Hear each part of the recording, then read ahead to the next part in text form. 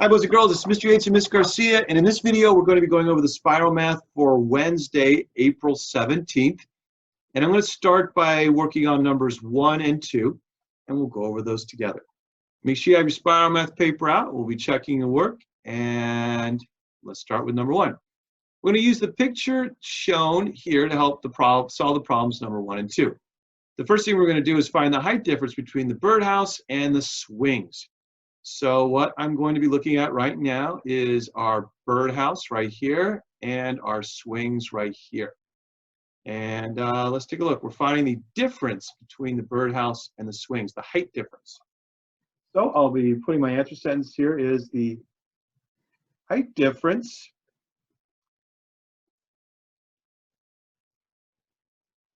is, and when I look at this, it looks like we're talking about, I should have put a circle there instead of that. Looks like what we're talking about here is feet. And yeah, it's feet. So I want to make sure my unit of measurement that I'm going to be working with here is feet. So the height difference is blank, feet. And then we'll go ahead and put together our difference. So we'll start by looking at the birdhouse. The birdhouse is 14 and 9/16 feet tall. So I'll be writing 9 16 feet. And then I'm going to be subtracting the smaller unit of measurement, or the smaller object, which is the swing. So that's 8 1/4 feet. Note how I am lining up the fractions, boys and girls, because that nice straight line right there is going to really help me when it comes time for me to subtract. It just helps me get less confused. I'm going to zoom in a little bit too so you can see what I'm doing here. Now what I'll do is I'll take a look. I'm going to, I don't have the same denominator. So I'm going to stop right now and change my denominator so I can subtract. The common denominator I'm going to work with will be 16. 4 times 4 is 16. 1 times 4, so I'll make that 4/16. And I'll slide over the 9/16 because I don't have to change that. Oh, good. This numerator is bigger than this numerator, so that means I can subtract. 9 subtract 4 is 5, so now I end up with 5/16. That's my fraction. 14 minus 8 is 6, so I'll go ahead and just add that right there. My difference in the height of the swings between the swings and the birdhouse is 6 5/16 feet. And I'm just going to go over number 2 really quick as well too, because we're on the same pictures. Now, how much taller is the birdhouse than the treehouse? Oh, I'm going to keep reading though because I just noticed something.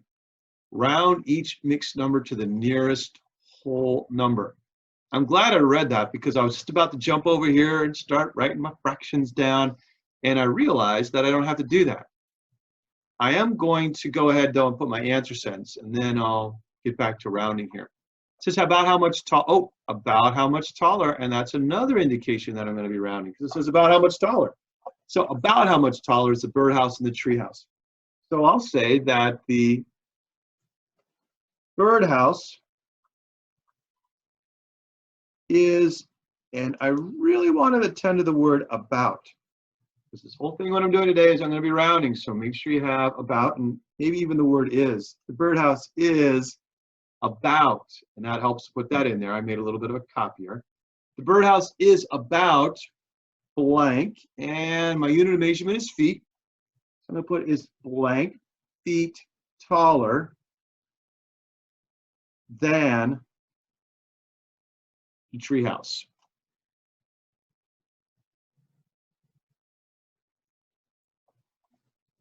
So now I have an answer sentence that is going to get me ready to solve. So the birdhouse is about blank feet taller than the treehouse. Since it did say right here, round each mixed number to the nearest whole number, that's what I'm going to do. So I'm going to look at my birdhouse again, and birdhouse is 14 9/16 feet tall. 9 is closer to 16 than it is to 0, so I'm going to round that 14 9/16. I'm going to round it up to 15 feet. if it was going, I could round it to a half, but the thing is asking me to round to the nearest whole number, so I'm not going to do halves here. On the treehouse, it says it's 11 and 13/16 feet tall. So I look at that 13, and that's closer to 16 than it is to 0. So again, I'm going to be rounding the 13 and, I'm sorry, 11 and 13/16 up to 12. And that's going to make some easy adding of 27. So what I know now is that oh, what tragic error did I make, Miss Garcia? I can see it in your face. You're like, Mr. Yates, tragic error. What was my tragic error? Like, so it wants to know about how much taller the birdhouse is than the tree house. So you actually want to subtract. So that would be a calculation error. Yes. Calculate. Well, I didn't calculate. I calculated all right. I just made an operation error, didn't I? Yes, operation. Because I mean, 15 is 27, but I should have subtracted. So let me go ahead and change that out to subtract. Change this out. This 27, it becomes 3. And I kind of noticed that when I was going to put, how can that be 27 feet taller than the birdhouse if the birdhouse is only 14 feet tall? So good catch, Miss Garcia. Thank you. So the birdhouse is about 3 feet taller than the treehouse. All right, so what I'm going to do right now is close out my drawings, erase my drawings, and then Miss Garcia, do you want to go ahead and we'll talk about number 3? All righty. So number 3 says Christy purchased. Do you want me to zoom out? Okay.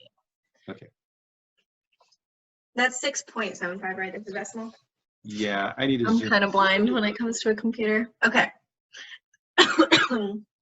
Yeah, let me zoom Christy in. purchased, yeah, there we go, 6.75 pounds of licorice. How much licorice does she need to put in each bag? I'm sorry, Miss Garcia. This No, thing you're is good. a little wonky right now, so I'm trying to get it bigger, and it just keeps going too big. All right, let me zoom it out. All right, there we go. Alrighty. How much licorice does she need to put in each bag if she divides the total amount into 10 equal-sized bags?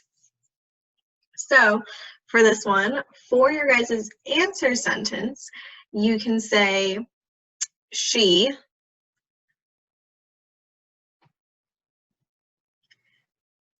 needs blank licorice. How about pounds of licorice? Oh yeah, blank pounds of licorice. Yeah, that's good. You guys need the pounds in each bag.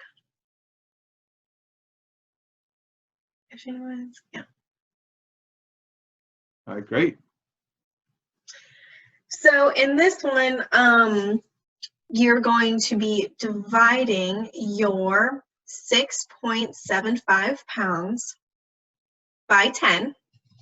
And since we're dividing by 10, you guys don't necessarily need to divide it out. You guys can move that decimal over one spot to the left, because when we divide, we want to make the number smaller. So we want to move it one spot to the left, which will give us 0.675. So 675 thousandths with a TH, not thousands, but thousandths. Perfect. So your answer sentence should read, she needs 675 thousandths pounds of licorice in each bag. Perfect. Great. All right. Let's go ahead and we'll move on to number 4. On number 4, we're just going to be doing some adding. 1 2/3 plus 4 2/3 equals. I'm going to go ahead over here and write that out, and then I'm going to put it in my work area now. I always like to go vertical. And one thing I'm especially going to do right now is I am going to attend to my operation. I'm going to circle that just to make sure, yes, I am adding. And then I'm going to add, oh, good, my denominators are the same, which means I can jump right into adding. I'll add my 2 and my 2, and that equals 4/3. Oh, wait a minute. That 4/3, I need to do something with it. I need to simplify it down because it's an improper fraction. The 4 is bigger than my denominator of 3. I'll change that into 1 and 1/3 as my new mixed number. I'm going to hold on to that mixed number, and then I'm going to add it to whatever I add here. So 1 plus 4 is 5. What I'm going to do now is I will take that 1 and 2/3, or the 1 and 1/3, and I'm going to add it right here to this 5. So we're going to add these two numbers together. When I do that, when I add these two numbers together, I end up with 6 and 1/3. And that actually is going to be my sum, 6 and 1/3. So I'll write that over here. 1 and 2/3 plus 4 and 2/3 equals 6 and 1/3. And then we'll go on moving on down to number 5. All right. Number 5 says, what is the value of 300 times 8? And they want us to try to use mental math. So for this one, you guys can say the value is, or you guys can write out the number sentence, 300 times 8 equals. But so when we try to use mental math on this, so I think to myself, okay, 8 times 3, that's 24. So then you want to add your 2 zeros from your 300, which should give you 2,400. Oh, Ms. Kazira, I made a tragic copy error. I wrote down the wrong thing. So let me go ahead and do this again. You said 300 times 8, and I did 3 times 800. I know it gets the same answer, but it's not actually the same problem. So 300 times 8. Okay, sorry about that. No, you're good. I didn't catch it because it was like, it was kind of laggy. So I was like, okay, you should be on it. There we go. All so right. You guys did get 2,400 as your guys' answer once you guys do that mental math. Okay, let's take a look at number 6 now. Members of the old Blade Runner Skating Club collected $950 from fundraising activities. They want to buy Ultra Blade skates, which are $48 a pair. How many pairs of skates can they buy? My answer sentence will be, they can buy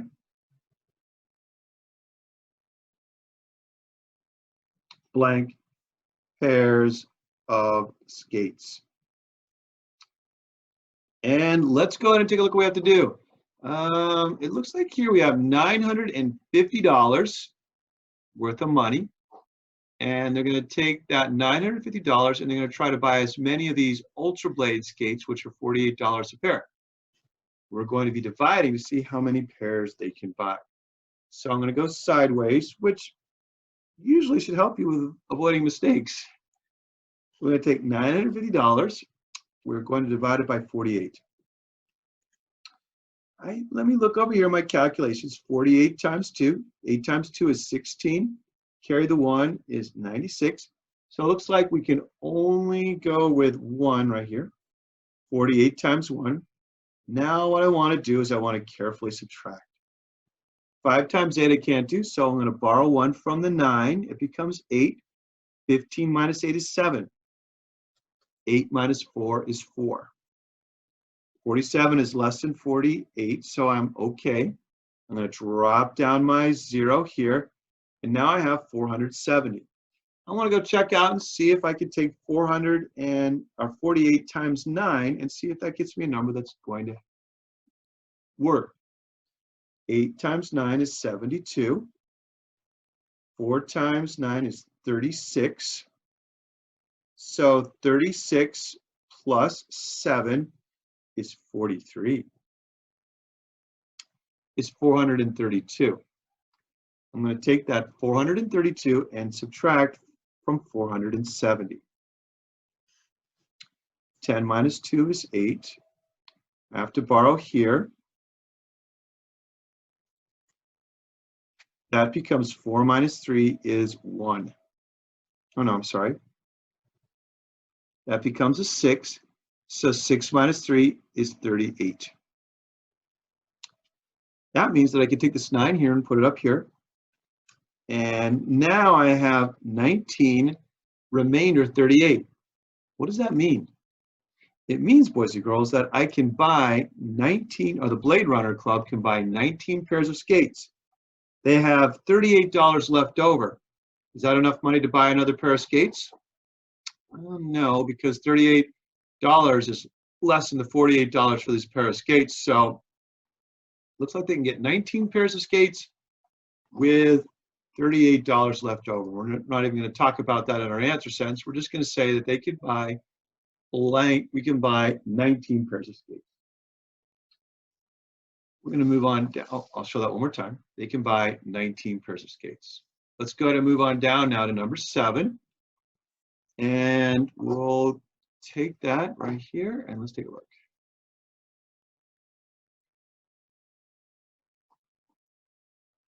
And a pro tip, the H is just a random typo that Mr. Yates left, so don't worry about that. I know someone probably asked, Mr. Yates, what's that H? That's just a typo. All right, Ms. Garcia, you want to go ahead with number 7? Yep. So number 7 says, Kevin ate 5/12 of a pizza. Which is a better estimate for the amount of pizza that he ate? About half the pizza or almost all the pizza? Question mark. So, sorry if you guys saw a weird shadow. There was a car driving by. I apologize. So, okay. So you want to take your 5/12 and what would possibly help you guys on this one is making a number line. And if you guys think back, we drew a number line, and on the very left-hand side of it, we wrote 0. Then about halfway, we wrote our half, and then all the way on the right, just like Mr. Yates did, we wrote our 1. So, and the fraction that we're using is 5/12. So our 1 is going to be equal to 12/12, which is going to be the same thing as 1. And our half is going to be the same thing as 6/12. So our 5/12 on that number line is going to be right before that half mark. So they probably ate like 1 slice less than like that half. So it's asking which is a better estimate for the amount of pizza that he ate, about half the pizza or almost all the pizza. So you guys should have chosen about half the pizza, because looking at our number line, it's like right almost at that half point mark. They'd have to eat quite a bit more pizza to get almost all the pizza. So for your guys' answer sentence for this one, you should say the better estimate is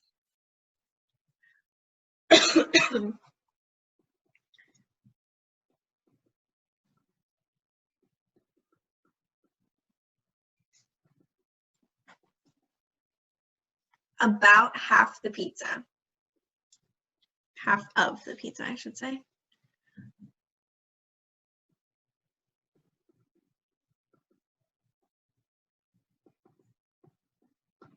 All right, great job writing answer sentences, boys and girls, if you did that, because we really like when you do that. It really helps you to better understand the question and helps you better able to display the answer. Let's move on to number 8. We'll finish this up. I'm going to go ahead and move on down. Mr. Corwin gave, and I'm just going to get another piece of paper because I want to make sure I don't squish anything because I ran out of a little bit of space. So I'm going to, actually, I'll flip it over and I'll put number 8 right here. Mr. Corwin gave his students 3/4 of an hour to study for a test. After 1/3 of an hour, he played a review game for the remaining time. How much time did Mr. Corwin spend playing the review game? Let's go ahead and write our answer sentence. The answer sentence would basically be Mr. Corwin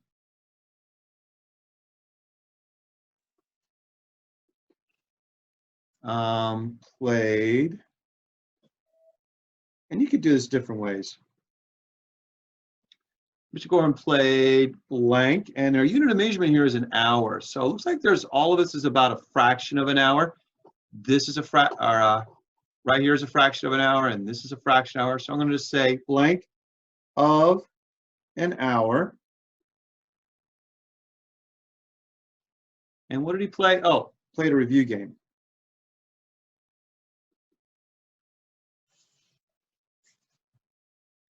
And I'm going to zoom out so you can see this. Mr. Corwin played a review game for blank of an hour. And I should have probably added a little more on that. I just wanted to do that. So Mr. Corwin played a review game for blank of an hour. I kind of went over on my work side on this one, and I'm going to have to move down a little bit so I can show my work here.